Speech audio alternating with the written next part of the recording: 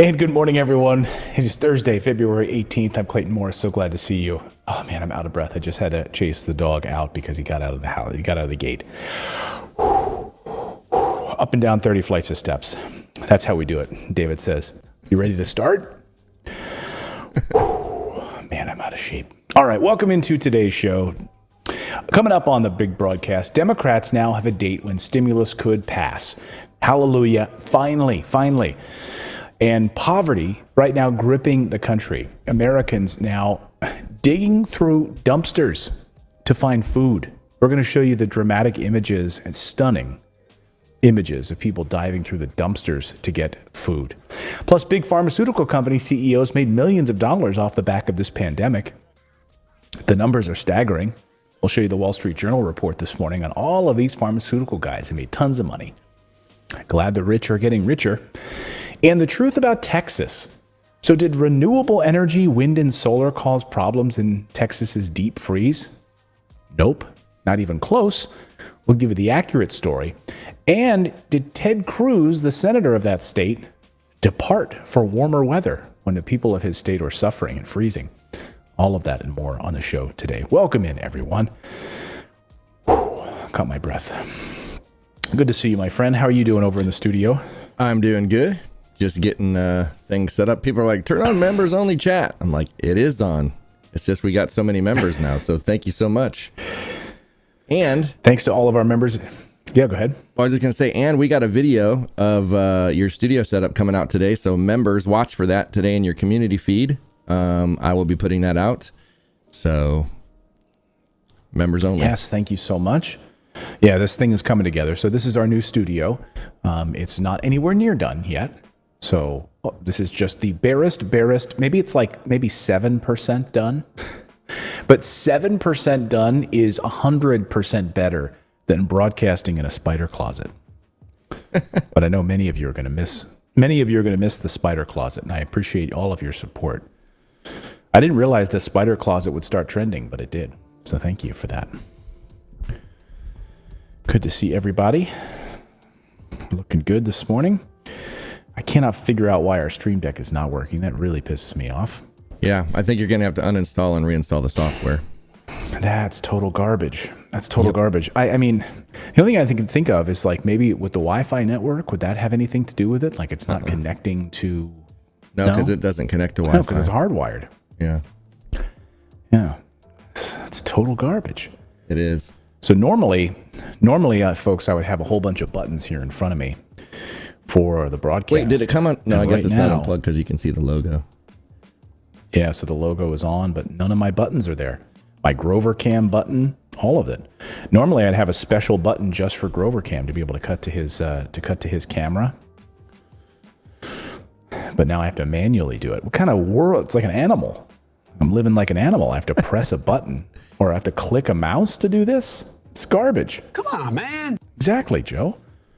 Total garbage. But here is a little behind the scenes.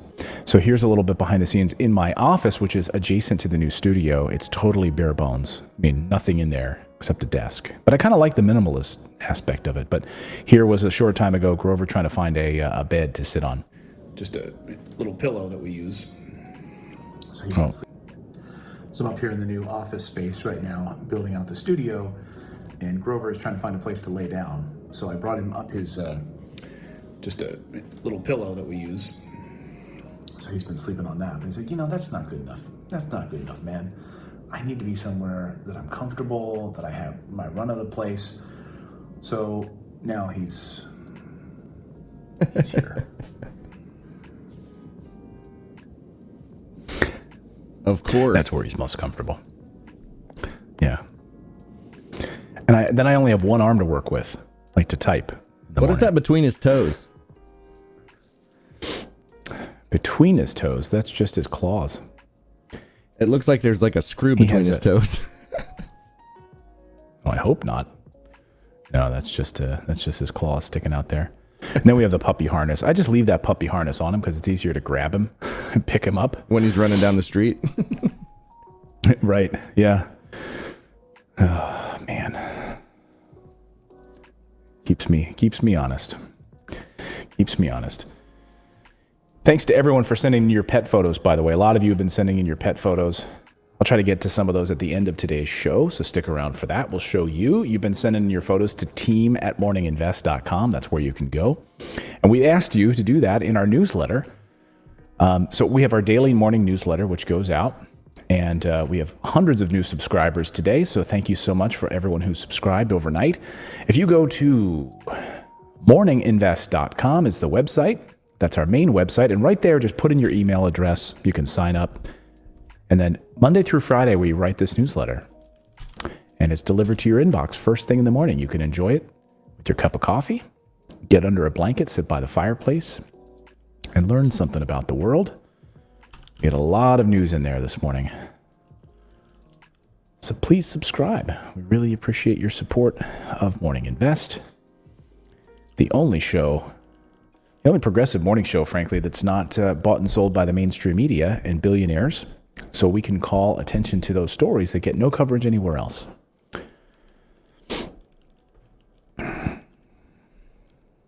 So we are going to be talking about the stimulus here in a minute. We're going to be talking about what happened in Texas and what's still continuing to unfold in that state.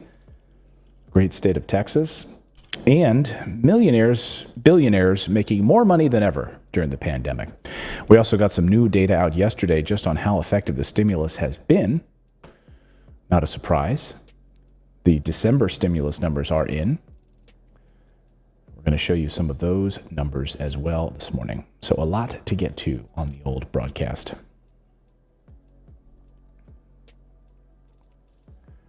This is our little pre-show. Why am I missing that thing? That's why we can work out all the kinks before we start. How many people do we have watching right now? We are at 5550. Right. Isn't that a Van Halen album? 5550? 5150, I think. No.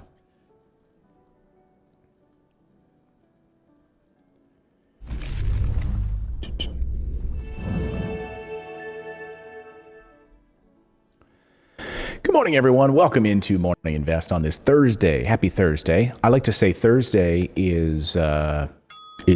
Friday. What should we call it? Thursday is one day away from the weekend. So it's Friday light, really. February 18th. My kids treat it that way. They're like, tomorrow we get out of school. I'm like, no, but you have a whole school day first, and then you get out of school. They forget that they have to wake up and still go to school in the morning. Wow, you're such a dream killer, man. I know. That's my middle name, Dream Killer. Coming up on today's show, Democrats now have a date when stimulus could pass as poverty grips the country. Americans digging through dumpsters to find food. This is real. I will show you the stunning images out of Oregon this morning. Plus, big pharmaceutical companies, those big CEOs making millions off the backs of this pandemic. We've been talking about that here on the show, this big push for the vaccine. How'd they handle their stock portfolios when this thing was running up? Oh, they made bank. And the truth about Texas.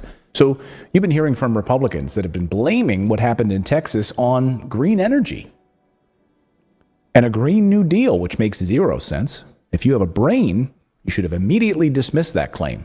If you were watching Governor Greg Abbott on television, spinning that on conservative television on Sean Hannity's show, if you were sitting there and you actually believe that, you need to get a lobotomy. So did renewable energy actually cause the problems in Texas's deep freeze? Nope, not even close. It's something bigger and more profound. We'll go through it and tell you the truth this morning. So welcome to Morning Invest, the only morning show that holds them accountable. If you're new here, welcome. We do this show live every day at 9 a.m. Eastern time, so please go ahead and subscribe and turn on that little bell notification dingus right down there. And where on the screen? Is this the subscribe button right here? Well, only on YouTube. Tap the little subscribe button. Only on YouTube. And then on Twitch, you got to follow us. Facebook, you have to hit the follow button. And Twitch, we're on Twitter as well. So good. Twitch follow. Good to see everyone. That's the voice of David, my producer. How are you keeping warm out there, man? It's actually like in the upper 40s now. We just got like a little bit of snow over the weekend, and now we're good. We're getting back into the into warmth. The snow's almost all melted. Wow, don't you hate that? Like you get this beautiful snow and then it's like gone a day later. I used to hate that. We'd build a snowman. We'd wake up in the morning, look out, and it's like a half melted little stub of a snowman. Yeah, Jennifer's igloo So did sad. did not survive. Dream killer. Dream killer igloo. Hey, before we get started with today's news, we're going to get to the stimulus updates here in just a moment. We've got finally a date and a timeline from members of Congress, so we'll get to that in a moment. But I want to tell you about our friends over at Atomic Social. Do you know there are 60,000 searches that happen every second? 75% of people never scroll past the first page of Google. How many people in our chat ever go past the first page of Google to get a result? Like if it's not on the first page of Google, you don't exist, right? Like imagine if your company was on the third page of Google. You'd probably be out of business. So that's what Atomic Social does. So here's their website at atomicsocial.com. There's no purpose in driving traffic to a website that doesn't convert traffic to sales. That's why it's crucial to have a responsive web design, and these guys will make sure of it.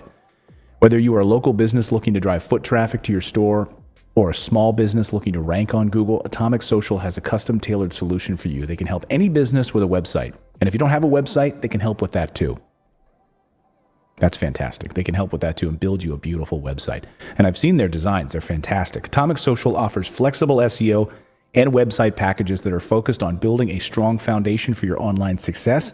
They're offering countless ways to reach your targeted customers wherever they are searching from. So contact their team of experts today for a free SEO or website consultation. Start planning your digital roadmap to success.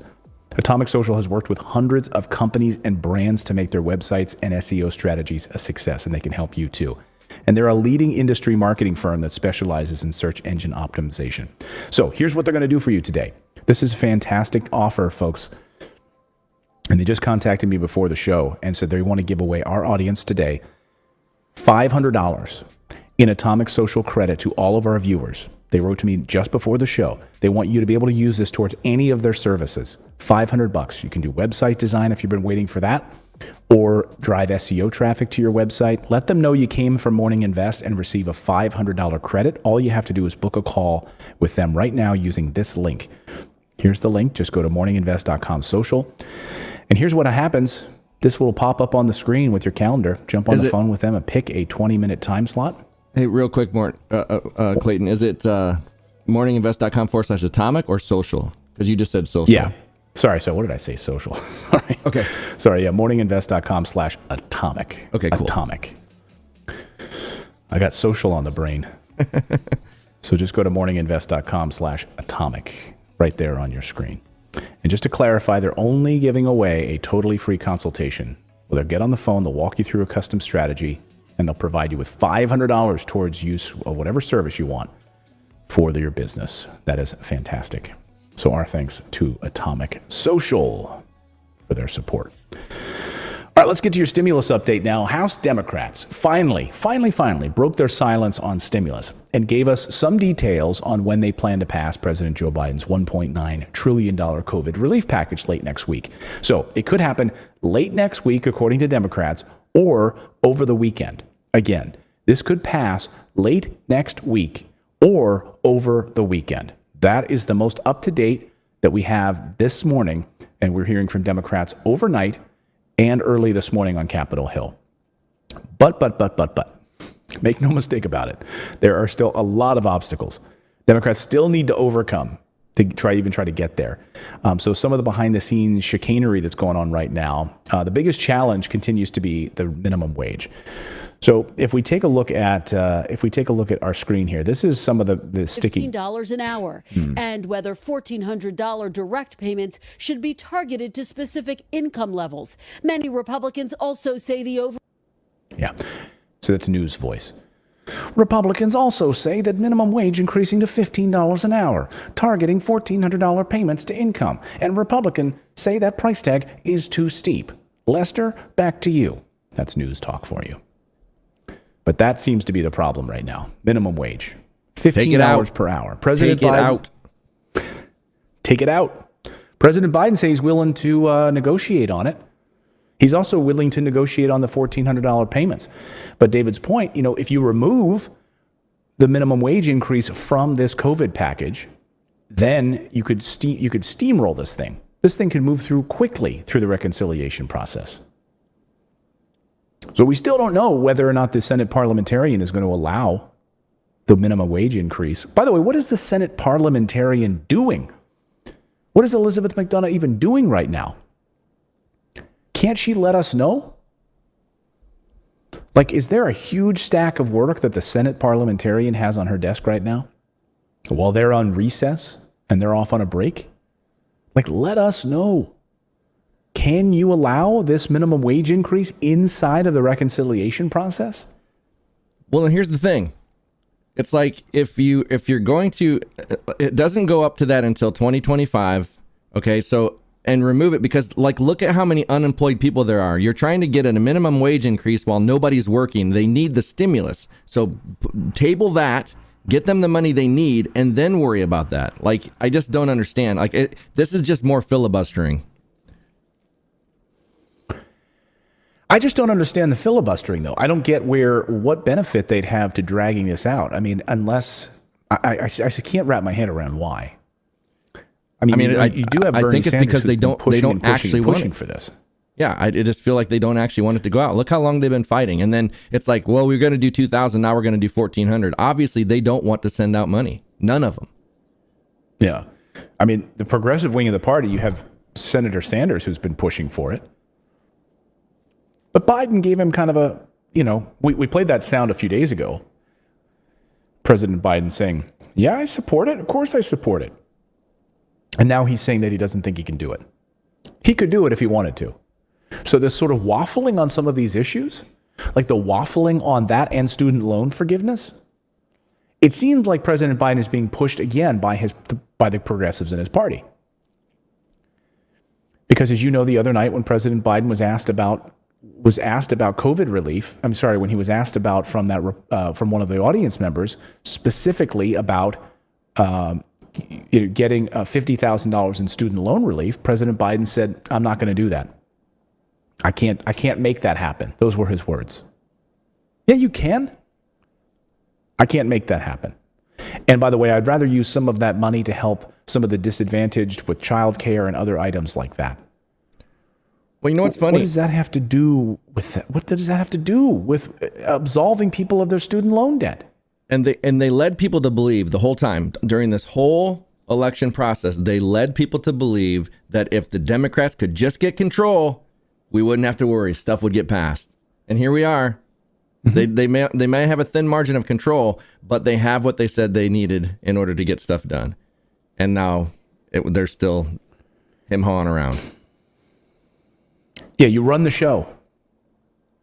You totally run the show.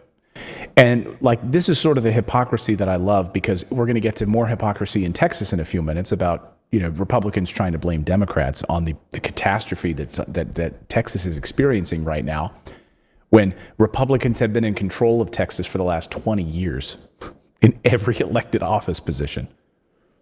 But it's Democrats' fault. It's the Green New Deal, which, by the way, doesn't exist yet. So I love the parties that are in power. Now you guys have all the power.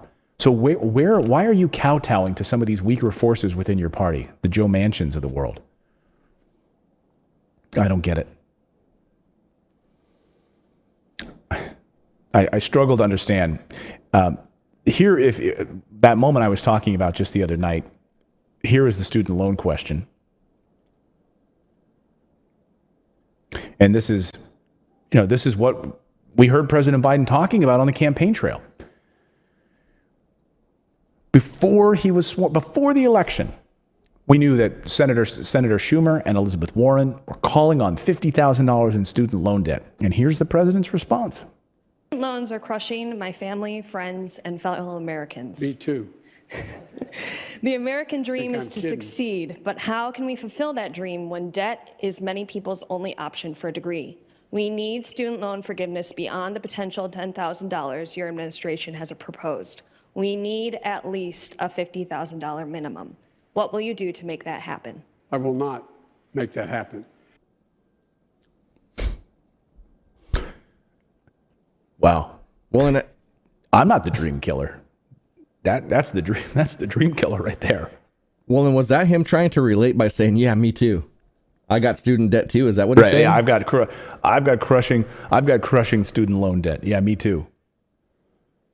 And he's like, yeah, you think I'm kidding? Well, no. What kind of debt do you have? Like, really? What kind of really? You talking student loan debt? Student loan debt exploded in the 1980s thanks to Ronald Reagan. The demise of public college and free public college. The cost of tuition quintupled as a result. So anyway, Democrats have a tall order to climb here, a tall hill to climb. And the president's biggest priority right now, he spent a lot of political capital on trying to get out there and get this stimulus plan through. He's taken to the road right now to talk to governors and mayors. He's doing this town hall to talk about it. So the House of Representatives is gone this week. The Budget Committee Chairman, John Yarmuth, and his staff are right now going through more than 500 pages of this bill. They're going line by line.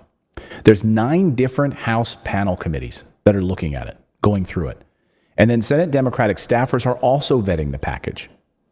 So the parliamentarian's office right now, Liz McDonough, in that chamber, it's a critical procedural step needed to see if they can stick with the reconciliation process. If they can't, they're screwed. Remember the Byrd rule? Like, how many of you know what I'm talking about? The Senate Byrd rule that we've talked about here on the show, that if any of these items don't adhere to debt or part of the budget process, then it would be stricken from the bill. They can't bring it through reconciliation. So the big problem right now is the $1.9 trillion target.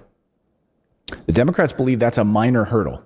It'll have to be resolved when that measure comes out, and then it has to come out to the right price. And the Budget Committee can't offer amendments or make any changes to what then is produced by these other committees. So they have to stick with this number. They can't go in and switch it under this reconciliation process. So there's a lot of pressure. I know it gets into the weeds on this, but it's very important. Like, if they agree to 1.9 trillion, but then they find out, like, oh my God, we didn't put any money in there for this particular program, these people are going to get screwed. Guess what? Too late. If it's approved, you cannot go back in and add anything else into this. Here's Democrat Chris Van Hollen. He says, the pressure on us to pass this is enormous. Yeah, you think so? You better pass this pretty darn soon. We are going to rush to get this done, to help deploy more vaccine, to help get kids back into school safely, and to provide the other important benefits in this rescue package. So when it comes to the minimum wage, the critical question always has been whether or not it would survive this Byrd rule. Can they stick it in here? And it's a complicated question. But we're still waiting on whether or not the Democrats are going to use this reconciliation, because it requires this simple majority to get the bill through the Senate. That's why they want to do it. Otherwise, they'd have to deal with the GOP and Republicans filibustering the thing like they did back in 2017 to pass their big tax cut package without Democrats. They don't want to have to work with Republicans. Well, and the thing so is, with the minimum wage provision, if you look at what they're doing, right, and how hard they're like fighting this, this is probably going to be a one-time thing. If they're not going to be doing multiple stimulus checks, because they're like, look how hard they're fighting for this one. So it would be another, like, what? No, this is going to be 9 months. This is going to be it. This is the thing. I heard former Obama staffer talk about this. He said, big legislation opportunities for a president or for Congress to get anything done happens like once in a generation, once every 10 years, maybe once every 15 years. And it usually is as a result of a catastrophe or a major problem, like a stock market collapse or a recession. Or the Patriot Act. .com bubble. The Patriot, 9/11, right? The Patriot Act. And so here we are in this pandemic. There's dwindling appetite for us to do any much, big stuff. So he's got to get this done within his first 100 days, or he's likely to face a lot of gridlock. Things you can't get through with this reconciliation process, this is like a one-time opportunity.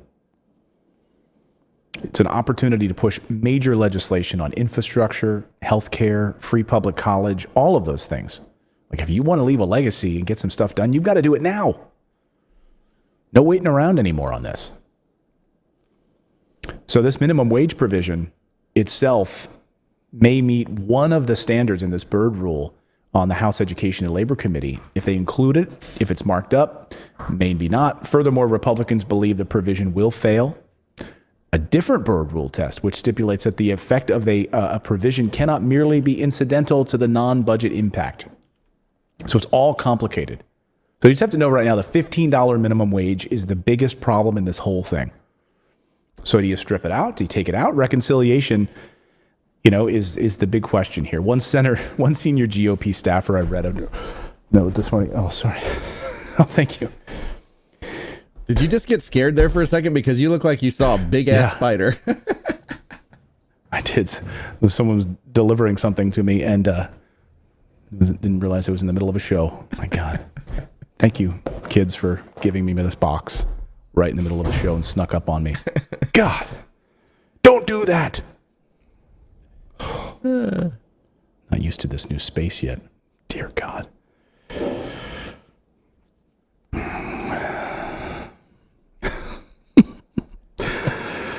Wow. That just took 5 years off my life. I just saw gray hair like spring right out of the top of your head. Here's an idea. When Daddy has the door closed and it's 9 a.m. Eastern time, leave him alone. You don't have to deliver a box. That can wait. I don't need this right now. Unless it's clean underwear. All right. So reconciliation. One senior GOP staffer in a report this morning that I read said reconciliation is all about the frickin' Senate, although he used a different word. He said it doesn't matter what the House of Representatives does. It's all about the Senate. So really it comes down to the Senate. So keeping the minimum wage provision in there is going to will help secure the passage of COVID in the House, and it'll keep progressives happy in the House. But Democratic moderates may say, hey, this is going to screw us up. And some of the issues that Republicans have targeted, whether undocumented immigrants can receive stimulus checks, for instance. But in the end, House Democrats are confident that they can pass this thing. And then it's going to be up to Senate Majority Leader Chuck Schumer and Democratic leaders in that House, in that chamber, to try to handle the rest of it. Meanwhile, we absolutely need to pass this stuff, and we need to pass it immediately. Because look at this. Here's just an example of what's going on out there. This is in the state of Oregon. Portland police officers guarding the Fred Meyer stores. I don't know how many of you know Fred Meyer's. It's a big supermarket chain. Depends on what part of the country you are. Everyone has their different, Piggly Wigglies and Kroger's and different things. But Fred Meyer, this is in a lot of different states, but out west particularly. And people are jumping through dumpsters just to get food. I mean, this is what's happening. Police are being called in so that they can guard wasted food from the Fred Meyer store. Look, they're throwing out meat. A lot of it's frozen because it's sitting on ice. By the way, most of this food is perfectly fine. Why do they feel a need to protect it? Like ribs. Exactly. Like you're using the police right now to keep homeless people or people that need food, not even homeless people. And according to the stories, we're seeing that these aren't even like homeless people. These are people affected by COVID right now that literally don't have, they're food insecure and they're just trying to get food in their house. Let's call the police. Look at all of these things are unopened. My question is, why isn't Fred Meyer donating these to food banks? Is it, a lot of times they're not even past the expiration date at all. You still have many days until an expiration date on a lot of this stuff. You're just tossing it in there. And these people are having to climb through. This is America. This is United States of America. You're not looking at images of Venezuela. This is Oregon, by the way. Oregon. This is heartbreaking. How many of you watching right now know somebody that's food insecure? I mean, when I saw this story, I started crying. I mean, I cannot freaking believe that this is the United States of America.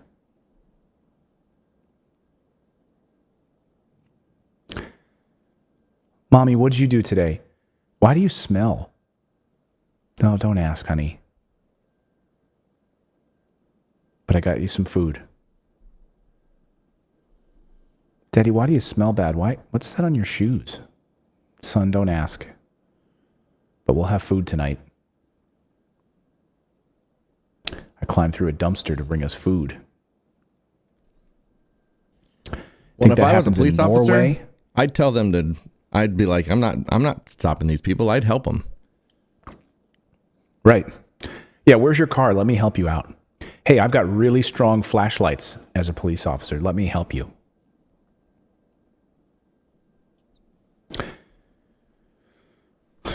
You get a call to go to the Fred Meyer because you got families that are out in the parking lot taking food that's unopened that's going to be sent to a landfill.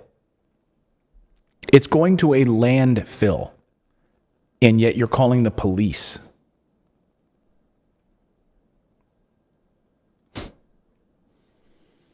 America. How did stimulus help? How could it help? Well, we got some new data out this morning. We looked at this data yesterday, and we've managed to dive a little deeper into some of these numbers. Turns out that America really did well as a result of getting those $600 stimulus checks back in December. $600, not even a lot, but shoppers splurged. According to this new consumer data, the U.S. Consumer Agency looked at how they went, people were spending on food, paying bills. Huge uptick in the economy. Businesses saw a rise in consumer spending as a result of it. Isn't that surprising? As Andrew Yang points out, if you want to help businesses in America, provide stimulus money, because people who right now are food insecure, who cannot pay their bills or who cannot afford those things, and they get a check in the mail every month, or they get their hands on a stimulus check, they will spend it. It'll go back into helping the local economy, those businesses that are closing, and it'll also help those families that don't have to do this and climb through dumpsters to get food. So stimulus works. Not surprising. It really helped the economy. Stunning, I know. Meanwhile, we're in the middle of this major recession, of course. So I know many of you watching right now are really concerned with how the big pharmaceutical company CEOs are doing. Are they out there? Are the big pharmaceutical company CEOs having to do this? Climb through dumpsters to get food for their family? Turns out no.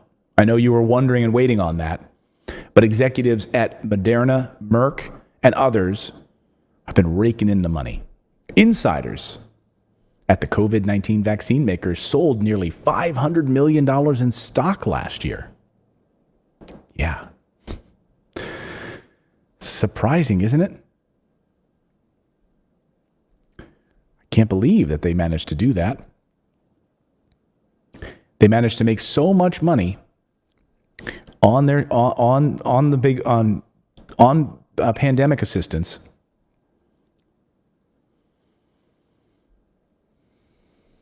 that they don't have to go diving for food anymore. According to the Wall Street Journal, the COVID vaccine has made pharmaceutical executives a ton of money.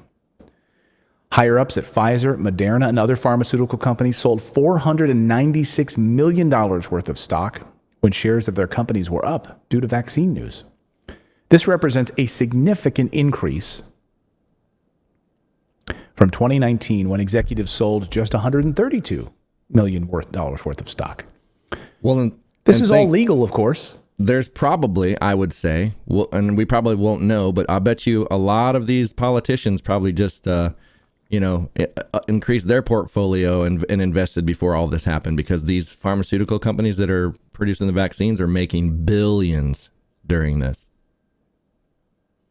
Oh, yeah. Like David Perdue. We wanted to know, what were these shady senators doing? What were these politicians doing with their stock portfolios? They were hanging out in these committee hearings, hearing about how bad this pandemic was going to be, and they get on the phone with their stockbroker, we got to sell this stock. But I want you to buy some of these pharmaceutical stocks. Can you get me some Moderna stock? Because I know we're about to do a big deal with them. Some of the traders were planned. Some of the traders were planned before the pandemic, but certainly not all of them, according to the Wall Street Journal. Executives used the stock surge to supplement their own compensation, which is to be expected. But it sure does give one pause about a vaccine that was so profit-driven in its inception. We wrote that in the newsletter this morning. Right? Why are Senate committee hearings like keeping other methods of keeping your health safe during this pandemic quiet? Why has stuff been suppressed? And these pharmaceutical companies just making bank, and these CEOs cleaning up big time. So congratulations, $500 million you CEOs of big pharmaceutical companies took in. While other Americans right now are diving through dumpsters looking for food or freezing their butts off, which is what we'll get to, and the crazy story out of Ted Cruz in Texas in just a moment. I'm going to tell you about our newsletter, though. Please subscribe to our free newsletter. It's totally free. It goes out every morning, first thing in the morning, over your cup of coffee. You can read it for free. Go to morninginvest.com. Very easy to do, morninginvest.com. And when you sign up, you'll receive a welcome email sent from me. So just hit me back, reply, and I will receive it. I've been getting hundreds of emails a day, but I read them. So thank you for your emails, and thank you for subscribing to our free morning newsletter. Let's talk about Texas. We covered this in the newsletter this morning a little bit, but we have more details now as the show unfolds. So what in the world's going on in Texas? What is happening down there? Now, how many of you watching right now are in Texas and are suffering, dealing with all of this craziness, with more snow this morning, more frigid temperatures, and it's not likely to stop anytime soon? Could go through the weekend. So what Texans are suffering through right now is a failure of the deregulation in markets. It's promoted not just by the fossil fuel loving right wing of the Republican Party that loves oil and gas, nuclear, but even some of the environmentally conscious liberals, like the deregulation process. Right now, as we're waking up, according to reports, the Alamo is under 2 inches of snow. The Alamo. The daytime temperatures for Austin this morning, 20 degrees. And it's 19 degrees in Houston. It's 12 degrees in Dallas. It's 0 degrees up in the Panhandle.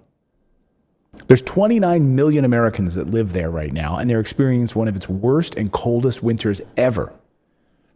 Nearly unprecedented snow, ice, dangerous conditions on roads, 23 deaths so far. I've read an amazing Twitter thread by someone who said, a lot of people are gronking on what's going on in Texas right now. Let me tell you what's going on in Texas. We just moved here to Austin 2 weeks ago, they said. And even if there's no infrastructure, they're telling us that there are rolling blackouts and it will affect everyone, which is total garbage, because when we look across the street and these different corporation buildings are still turned on, their lights are going fine. CVS, there's lines around the block for CVS, but you can't walk on the street because you'll slip on the ice. When we would go to the CVS, everything is sold out. We try to get food, we try to get DoorDash, but no one's driving because the streets are a sheet of ice and they can't move. No electricity. Gas power is totally gone. People that rely on natural gas shut down. And to make matters much worse, Texas' electricity grid is utterly failing. So most of the state's vast wind power was knocked out of commission days ago due to the freezing temperatures. About half of its gas-powered plants went offline because full gas pipelines totally shut down.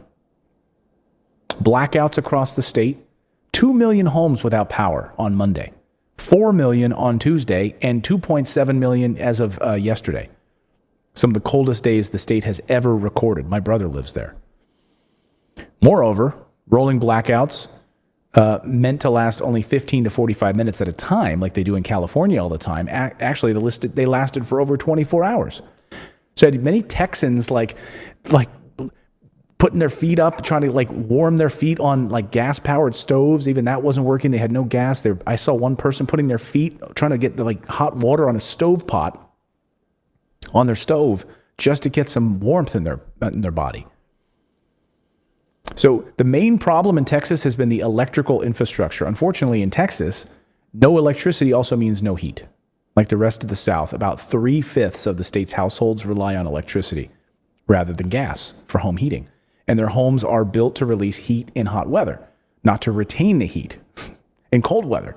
So in short, while the power's out, all of these people are seriously at risk of freezing to death, particularly among the elderly and the poor, of course. Not surprising.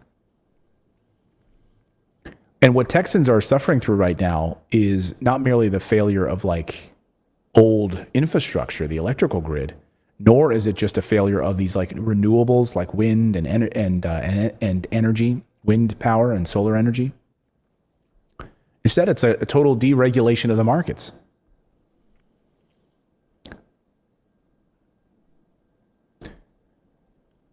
There's been a lot of reports, of course, that blackouts were caused by wind turbines, that they were iced over and they were failing to deliver the outage. But that wasn't true. The whole range of generators across the state went down. So it had nothing to do with just ice on a windmill. It was generators across the state.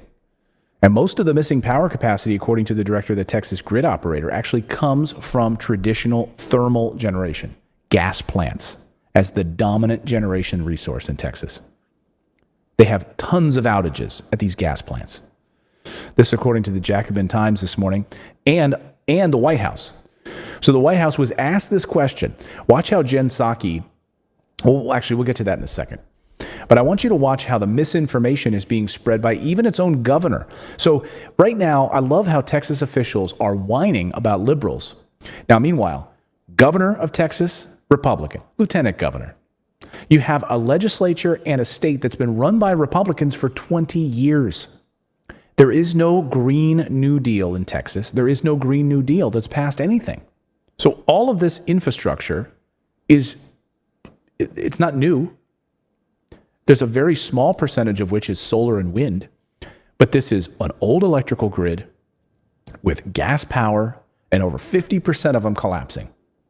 But here, in the middle of this crisis, Governor Greg Abbott decides to go on television and waste time spinning politics to Sean Hannity. Watch this amazing interaction.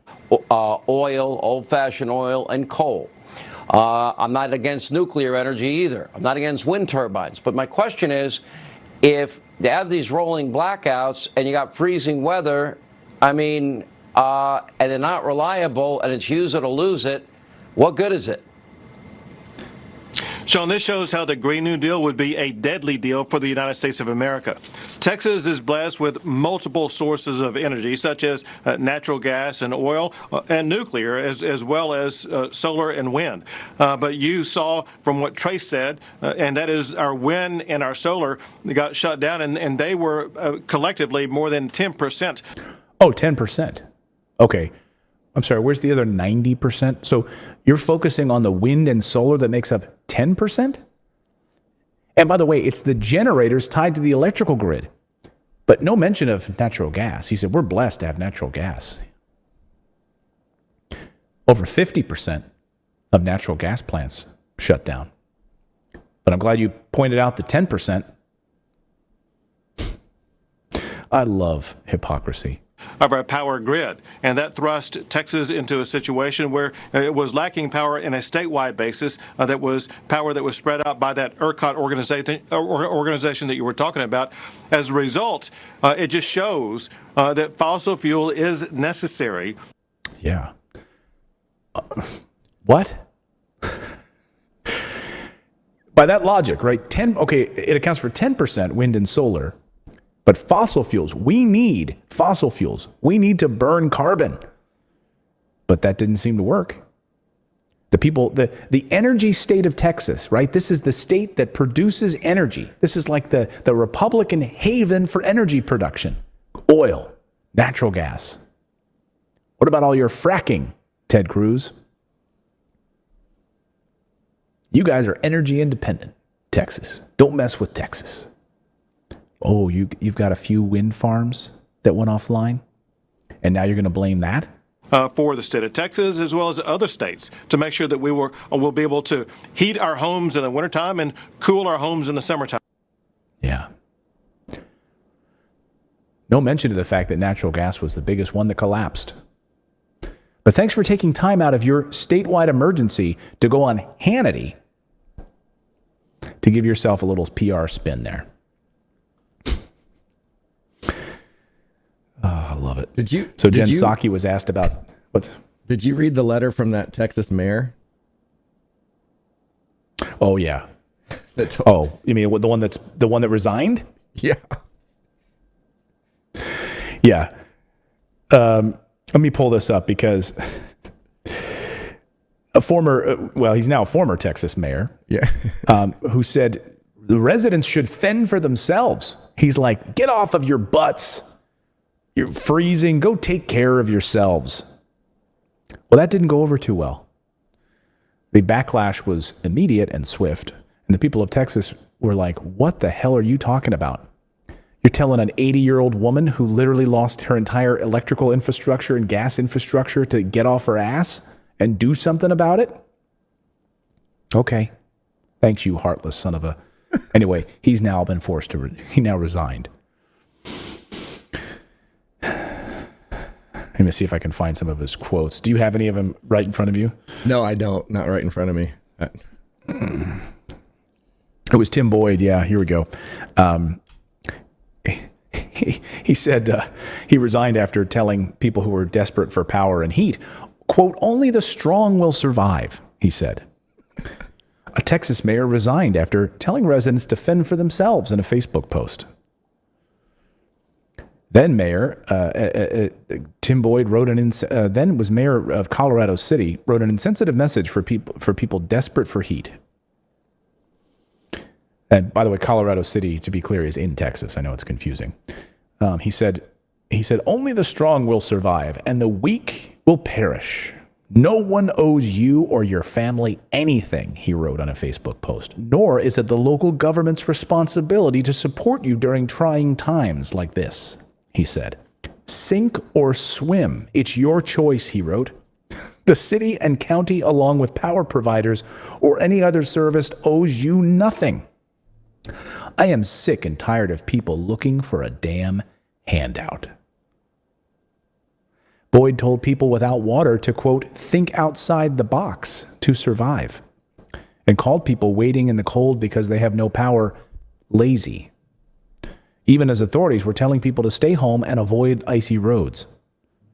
Bottom line, he wrote, quit crying and looking for a handout. He said, don't be a part of the problem, be a part of the solution.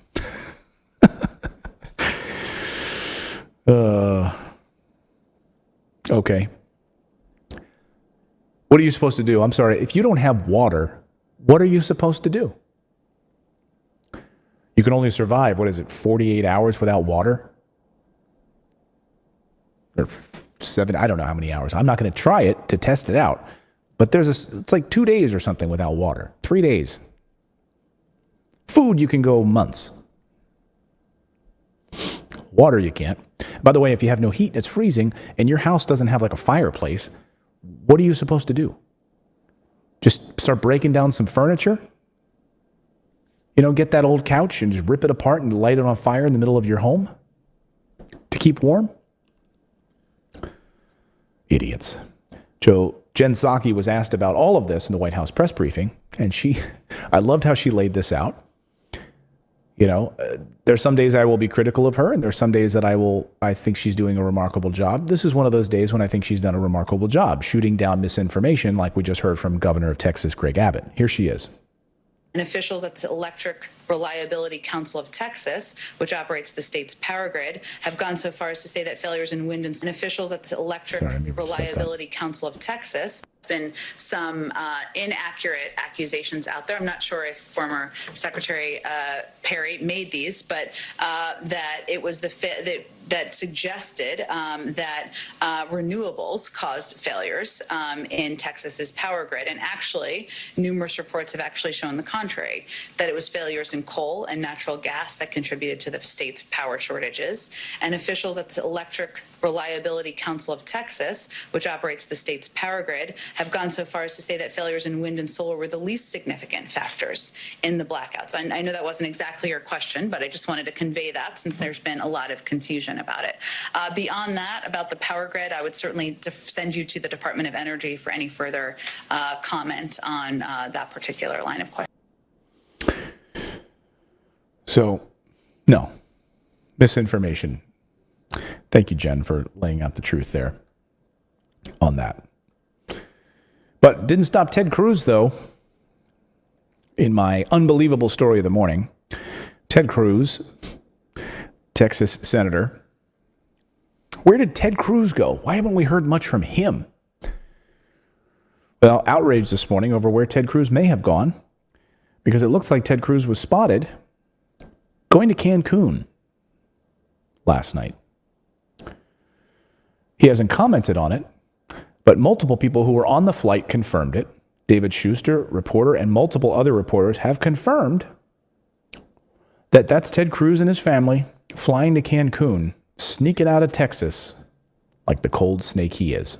By the way, wearing the exact same face mask with the zipper that he was wearing in the Senate floor the other day. Just confirmed by David Schuster. And his family flew to Cancun tonight for a few days at a resort they visited before. Cruz seems to believe there isn't much for him to do in Texas for the millions of fellow Texans who remain without electricity and water and are literally freezing to death. I added the death part because 23 people have died. But here he is, just hanging out there in first class or wherever he is, business class, in front of that curtain. Checking his phone in his nice warm Patagonia. Then he arrives there at the resort, see in the bottom right of your screen. Good. We're here in Cancun, where it's nice and warm. There's your senator. You know, I saw some people saying, well, what could Ted Cruz really do? I mean, to be fair, right? Like, what could Ted Cruz really do in this situation? Look, much of politics is optics. So that's the first rule of politics. Like, during a crisis, remember how George W. Bush was vilified for flying over Katrina on his way back from a fundraising event in California? I think he was on stage at the time with Arnold Schwarzenegger and they were playing guitar or something. He gets on a flight and he flies over New Orleans and there's that famous photo of him just looking out the window. Politics is optics, number one. But number two, he could literally do things. He could be in Texas. He could be meeting with the governor. He could be having infrastructure discussions about how they can get the state back up and running. Instead, just going to get down to Cancun with my family. Oh, by the way, there are some things you could do legitimately to help people. I mean, just as a human. I mean, remember Cory Booker? And like his politics or not, here's the former mayor of Newark, New Jersey, who during snowstorms would literally be out shoveling people's snow for them. Now you could say maybe he was just trying to curry favor with voters, fine. But here he was literally in snowstorms, pushing people's cars out of ditches, shoveling people's walkways. And here's Ted Cruz, man of the people, who loves his oil and gas companies and his fracking companies, who's made a ton of money on donations from those companies. He's out of there. I don't see him talking about the failure of the infrastructure that he takes money from. We talked about here on the show how much money he's gotten from fracking companies. Millions for his campaign. Big oil. In fact, during the bailout process, he was able to include those companies in the legislation to make sure they were taken care of. He literally took their message from Texas to the halls of Congress and Mitch McConnell and got their PPP measures in the bill because of big oil and gas. No word about your infrastructure in Texas, huh, Ted? Slimeball Ted slithers out of Texas like the snake that he is, gets on a plane and goes to Cancun. What do you think about that? Let me know in the chat below. I would love to hear your thoughts on that. We got some good super chats coming in. By the way, thank you so much for subscribing to the show and smashing that like button. Right down here, if you're watching us on YouTube, right down here is how you can subscribe to our channel. We do our show live every morning at 9 a.m. Eastern time, covering the stories you won't see on the mainstream media, holding these politicians and corporate elites accountable for the hypocrisy and BS. and making sure that we get people that serve us in Congress who are progressive, who care about the issues that Americans are suffering with right now. So we don't have people like the story we brought you earlier out of Oregon going to a Fred Meyer store and climbing through dumpsters to get food, leftover food for their families. Yeah. Hey, Fred Meyer, they're throwing out this food at the grocery store. I'm going to go there tonight so I can have some food for my family during a pandemic. Oh, and then the police are called to make sure that they're not. The police get called out there to guard the dumpsters. I can think of a few better uses of time for the police officers than guarding dumpsters of food that's not yet bad. This is America. Thanks, America. And if they do it, that just proves that they're bullies for corporations. I mean, it's like the citizens are who pay them out of their taxes, you know? Right. It used to be protect and serve. Like I used to feel like when I was a kid, I felt like cops were community. Like the police would drive by, I'd wave, they'd stop, they'd talk to us, you know, like it was they were there in the neighborhood. They were part of the community. And now it's like, you don't even feel like you can talk to them most of the time. Like it's like they feel like they're disconnected from us. Totally disconnected. I mean, this is America that we grew up with. It doesn't feel like it at all. Yeah, we knew the police officers in our neighborhood. They drive by, they wave to us, you know. We're outside playing soccer in the yard, baseball. We knew who they were. Now you've got this. Many of the police officers in these cities don't even live within the city limits. They live outside the city limits. Of course, that's the main systemic issue that we have right now. It's like the people that are actually policing these neighborhoods aren't even from those neighborhoods, so they don't know anybody in the neighborhood. When people want to talk about systemic problems in our policing, that's one of them. So when other people like Ben Shapiro can go on TV and other places and say, there's no systemic racism, there's nothing wrong with the system. Oh yeah. Tell that to the people that actually live in those cities. And I don't want to suggest that it's all cops, because it's not. There are still a lot of really, really, really great, you know, cops that understand what they're here for. But it's just like overall, my experience has just been completely different than when we were kids and growing up. Yeah, I mean, I'd love to hear it. Let us know in the chat. Like, is it different? Do you feel like it's different? I mean, small towns are different. I mean, you know, we live next door to a police officer in New Jersey, and we saw them all the time driving around. We knew who they were. Somebody used to watch me on TV. One of the police officers would stop and talk about books and things that we were talking. And he'd say, "Hey, Clay," you know, he'd pull over and we'd stand there and talk for 20 minutes. So some cities are different, you know, and then you have some of these, it depends on the incorporated area where you have police officers live 30 minutes away. Like that's what we saw in Ferguson. Much of that police force is not even from there. So how are you going to develop relationships and understand what's going on in the city? You ever feel like you watch one of those old movies where they're like, oh, there's John again. He's trying to break in down at the little general store. John's at it again. You know, like back, like you saw those like old movies, right? Mm-hmm. Like, I don't think is that the case anymore? Where like they even know your name? Like, oh, it's Sally. She's up to no good again. You know, just go home. Just go home. You got to get off the road tonight. You know, stop partying all night. Just go home. It's like Bert. You know? Bert in It's a Wonderful Life. You know, all cops were kind of like him. They just, you know, like they're just good people, like right. Helping anybody. Like somebody got in trouble. Let's get you home. Let's get you home, Ralph.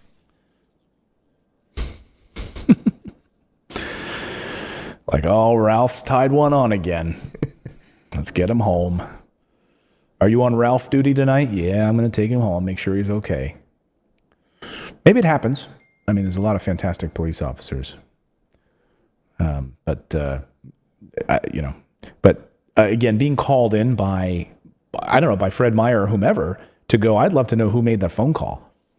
Like, who made the phone call where police officers have to guard the dumpsters to make sure that people don't get this food that's being discarded by the Fred Meyer store? Like, what I want to know is, why isn't this stuff being donated to a local food bank? You know, a lot of these things are not expired at all. You know, my father owned a grocery store. He delivered, and he was one of the meat managers for up and down the East Coast of the United States. And a lot of times, a lot of that meat, unfortunately, was thrown out days before it expired. So, of course, sadly, I heard stories about them repackaging meat, like old meat with new meat. I heard stories of that, too. But anyway, just heartbreaking. Heartbreaking. We got any good super chats? Any good chats coming in? I want to hear how people are doing today. Yeah, so we can go. Let's go back to the beginning. Somebody said everyone should sign. Jessica Burton, $5 super chat. Everyone should sign up for Truebill. They are great. Got a $200 refund from an account they canceled for me. Awesome. Yeah, if you go to morning, what do you have? What is our link for them? You can save a boatload right of money. here. You can save up to like $700. Yeah, if they've you're helped me interested in cancel some Truebill. things too. They're like, hey, we noticed that you've got this subscription. Do you still want it? And I'm like, no, let's cancel it. And they did. They canceled it. And Larry Neves, That's awesome. Got a $5 super chat. America going through garbage for food? No, this is Venezuela, said by Republicans and corporate scumocrats. People need to wake up. Corporate scumocrats like that. Jessica, $5. Good morning, Grover. Chip Thomas, $5. Credit agencies have been one of Biden's largest supporters. If you think he will forgive student loans, you don't understand how a plutocracy works. And to be clear, if they do the student loan debt, it's going to only be federal student loan. That won't be public college student loans, correct? Yeah, it won't be private. Private. Trevor, you need one of those old on-air signs. Yeah, I was thinking about that. I don't know. Like I saw a few of those online. I was like, that'd be kind of cool. Oh, you mean like an on-air sign at the door? Yeah. Yeah. But my kids, they won't care. They'll look at that stuff and they're like, ooh, neon sign. I'm walking through. Because earlier one of them brought up a box. Like, Daddy, a box just arrived. Great. Thank you for scaring the crap out of me during the show. Independent thinker, $20. We're going to find that. Yeah, I'm going to have to, Philip, make that the gift today because it looked like you saw a ghost. Oh, I swear, man, it scared me. Because I had my headphones in, Yeah. So I can hear you. I didn't hear anyone coming up the stairs. And all of a sudden I go, oh, what the hell? Thanks. Thank you for delivering a box to me right in the middle of my show. Jesus. $20 from Independent Thinker. Should be $2,000 per month and $600 per week from July through pandemic. If not, keep it after pandemic instead of $50,000 removal student loan debt and $15 an hour minimum wage. So yeah, they need to focus on. Yeah. I would love. I mean, look, I've been calling for $2,000 a month in stimulus in like a universal basic income through the end of this pandemic. Heck, Kamala Harris did. The now vice president, who's been amazingly quiet on that issue. She supported the bill with Bernie Sanders and Ed Markey. Shocking. Audrey Sotomayor, thank you, Clayton and Grover, for all you do. I was food insecure for about 3 months ago. Jeez. In the United States of America, I just cannot fathom that. Denise Gibson, $10 super chat. He's not interested in how people are suffering. He will let the $1,400 checks get chopped down to nothing. He believes $7.25 an hour is adequate to survive on, and dumpster diving for food is being resourceful. Yeah. Yeah, she's talking about Ted Cruz, who, if you joined us late, was spotted flying to Cancun last night with his family while the state is in the middle of a massive disaster. Got to get my family warm. I think she's actually talking about Biden because she said he will let the $1,400 checks get chopped down to nothing. I think. Yeah. Maybe. Denise, is that what you mean? Because I know that Ted Cruz certainly doesn't support any stimulus checks.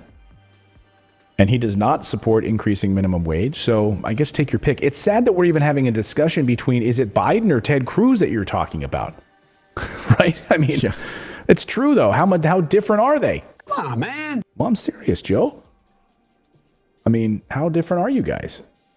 The fact that we can't figure out who Denise is even talking about. Arjo Ladisaw, I have volunteered emergency food pantry here in Fargo, North Dakota for over 5 years in the big stores and grocery stores here in Fargo to donate to the emergency food pantry. Well, thank you for your work. There you go. Thank you for your work. And by the way, so those big, whatever food is almost nearing expiration, but like still a few days away and can be used at the food bank, the food pantry, they donate that food. Good for them. So why are police being called to this Fred Meyer to stop people from going through dumpsters to get food? Don't get it. I don't understand. Hans Wolf with $5. So basically, 2021 is already 5 times worse than 2020. Frown face. I got to say, remember when everyone was showing like those pictures, they had the memes that were hitting on Instagram and stuff where it showed like one wave. It had a wave that said 2020. And then it had a bigger wave that said 2021, like a bigger tidal wave. And then behind it was Godzilla for 2023. I'm like, God, I don't know. I hope not, but that's where we're headed, it feels like. How's the petition going, Clayton?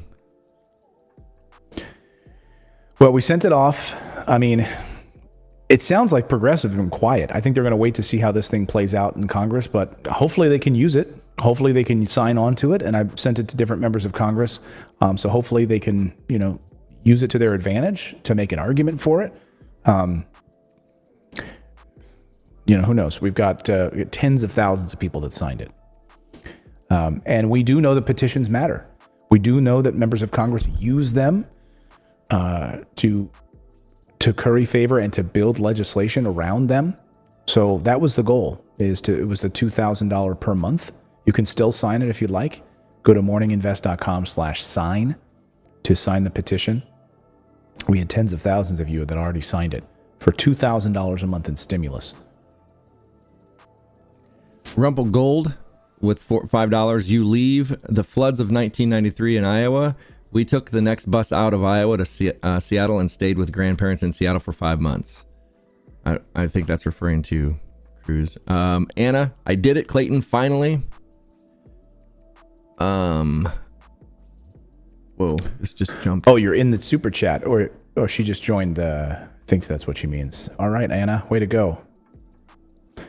Linda says he's a bleeping beep piece of bleep. Ted Cruz. He's a bleeping beep bleepy.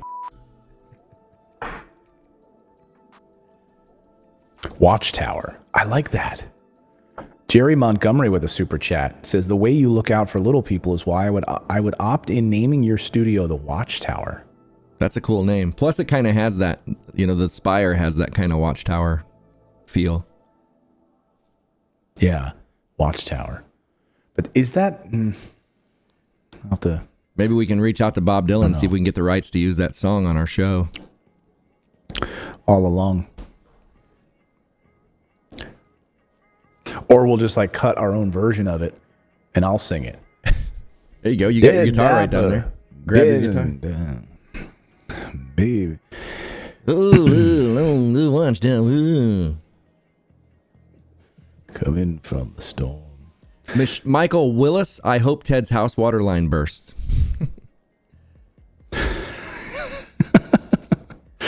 That's a good like little dig. Like you don't want to go too far, like on personal bodily injury. Yeah. You're like, I hope his tea kettle freezes. I hope he breaks a glass in the sink.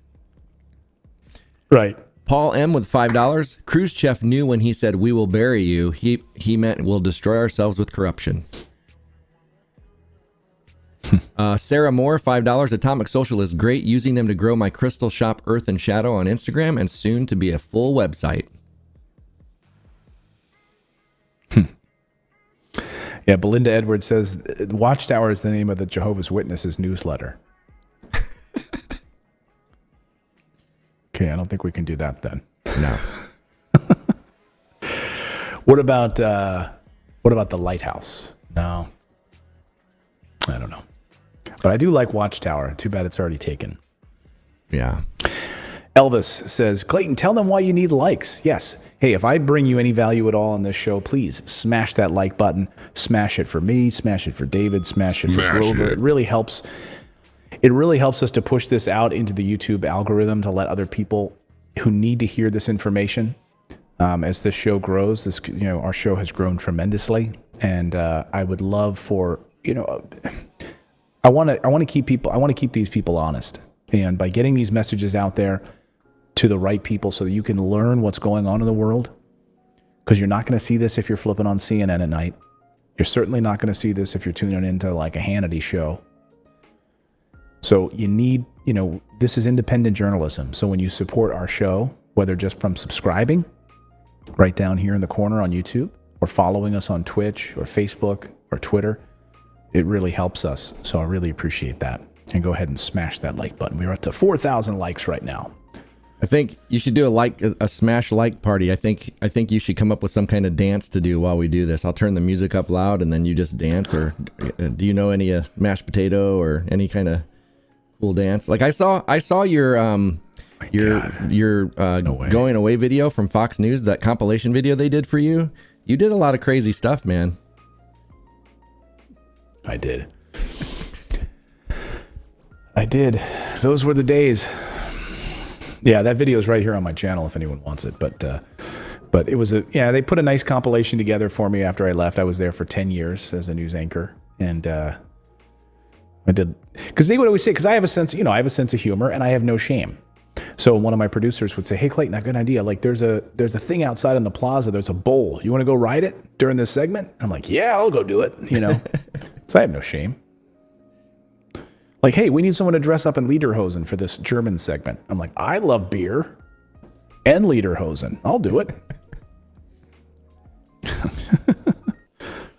Audrey Gary wants to know what happened to your 4 p.m. show.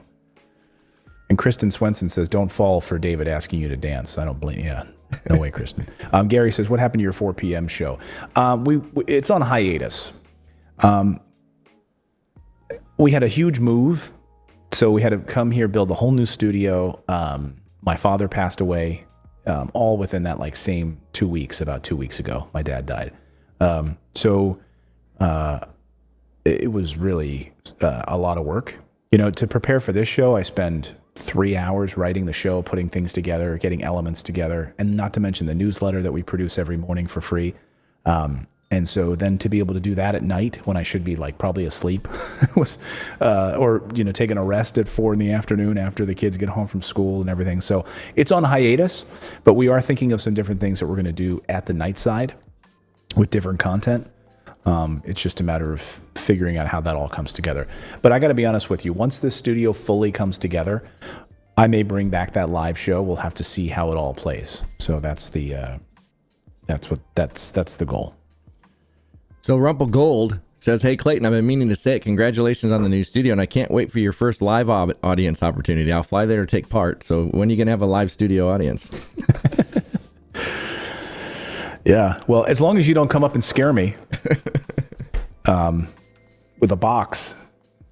Yeah, that'd be kind of cool. I'd love to I love live studio audiences. I started out in my career doing stand-up comedy. That was the first thing that I did when I was 15, 16 years old. So I love a live audience. Being in front of a couple hundred people is one of my favorite things.